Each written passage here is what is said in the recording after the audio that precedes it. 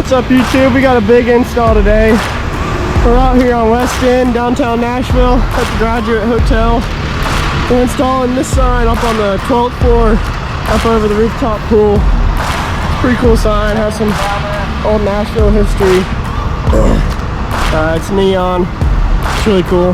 So should be an interesting one today. We got a crane here, we're going to be blocking 3 lanes on West End.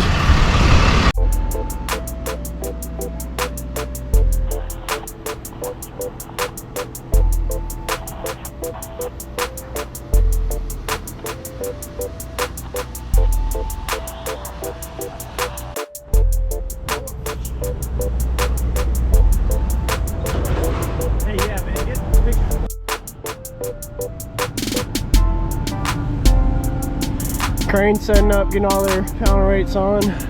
We'll get ready to fly this thing up here in a little bit.